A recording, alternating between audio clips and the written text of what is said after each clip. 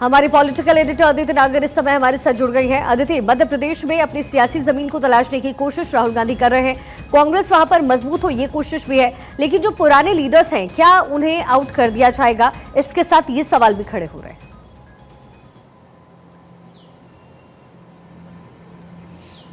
देखिए, सवाल आपको बहुत महत्वपूर्ण है आज की पृष्ठभूमि में। सबसे पहले समझते हैं, कांग्रेस का आप जिक्र कर रही हैं कि कैसे रिवैम्पिंग की कोशिश है।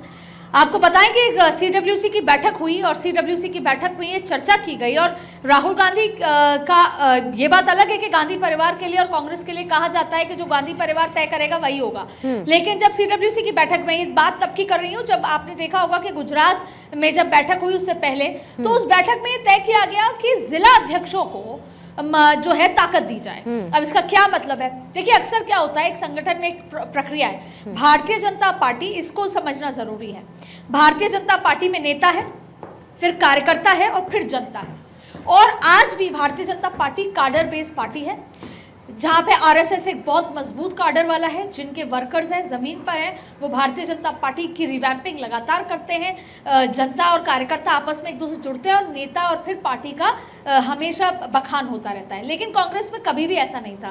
कांग्रेस हमेशा मास मूवमेंट से निकली थी, आज़ादी के दौर से। लेकिन एक दौर ऐसा था जब इंदिरा गांधी के समय, आज भी जब हम पुराने एक्सपीरियंस लोगों से बात करते हैं तो वो कहते हैं कि एक समय था इंदिरा गांधी के दौर में जिला अध्यक्ष बड़े मजबूत थे। यही है पूरा की, चाहे फिर आप गुजरात से उत्तर प्रदेश और तमाम जगह की बात करें। देखिए, 3 महत्वपूर्ण बातें राहुल गांधी के सामने तय की गई। पहला, उत्तर भारत को मजबूत करना है। अब कांग्रेस पार्टी मजबूत करने के लिए सबसे पहले क्या कदम उठा रही है?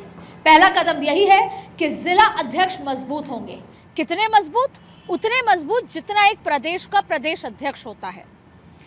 देखिए, अक्सर ऐसा कहा जाता है, चाहे बीजेपी में टिकट चयन हो या कांग्रेस में, हमेशा जिला अध्यक्ष से पूछा जाता है कि जो पहले जो अपन कहते हैं ना कि 4 नाम आए हैं किसी भी विधानसभा के, या तो जिला अध्यक्षों से लिया जाता है। जिला अध्यक्ष अपने जिलाओं के मुख्यमंत्री के तौर पर या प्रदेश अध्यक्ष के तौर पर मजबूत होता है। लेकिन अब वो पूरी प्रणाली खराब हो चुकी थी कांग्रेस में, क्योंकि कांग्रेस में नेता के पीछे कार्यकर्ता होता है और जनता भी नेता से प्रभावित होती है। इसलिए राहुल गांधी ने यह तय किया कि जिला अध्यक्षों को उतनी ताकत दी जाए, उतना मजबूत बनाया जाए जितने प्रदेश अध्यक्ष हैं। लेकिन वो कब हो सकता है? वो तब हो सकता है जब हम जिला अध्यक्षों का चयन करें। कैसे चयन करें? इसीलिए तय किया गया है। सबसे पहले गुजरात में बैठक हुई, कभी भी लिस्ट आ सकती है गुजरात की। गुजरात में जिला अध्यक्षों की लिस्ट कभी भी आ सकती है। वहां पर कैसे चयन हुआ? ठीक वैसे ही जैसे मध्य प्रदेश में अभी जो 2 दिन पहले राहुल गांधी की कल जो बैठक थी वहां पर हुआ। अब इसका हम प्रक्रिया आपको समझा देते हैं। सबसे पहले तो पूर्व सांसद, प्रेजेंट के सांसद, पूर्व प्रदेश अध्यक्ष या जो राष्ट्र महासचिव, सचिव, इस स्तर के लोगों को नियुक्त किया जाता है। एक एक जिले की जिम्मेदारी दी जाती है।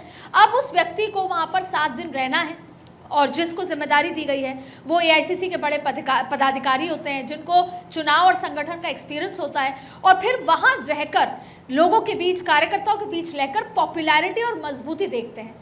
उसके बाद जिलाओं में वो 5 नाम जाते हैं उस जिले से। उस व्यक्ति की जिम्मेदारी है कि वो 5 मजबूत नाम भेजेगा, फिर वो दिल्ली आएंगे और दिल्ली में फिर फाइनल जिला अध्यक्ष होगा। तो इस तरीके से चयन हो रहा है जिससे जिला मजबूत हो, और इसके साथ साथ उसकी जवाबदेही भी होगी। एक बार जिला अध्यक्ष, मजबूत जिला अध्यक्ष नियुक्त हो गया तो उसकी जवाबदेही भी होगी और उसकी जिम्मेदारी भी होगी। क्योंकि आपने लंबे समय से देखा होगा कि कांग्रेस में ना तो किसी की जवाबदेही है, ना कोई फीडबैक है, ना कोई रिपोर्ट है, ना कोई रिव्यू है। 2014 के चुनाव से लेकर अब तक जितने चुनाव हारे गए हैं, या फिर प्रदेश के हों या देश के हों, अभी तक कोई फीडबैक या रिव्यू ही नहीं हुआ। ऐसे में अब जिला अध्यक्षों को मजबूती दी जा रही है। अब यहाँ पर अगर कोई बदमाशी होती है, और ये कैसी बदमाशी?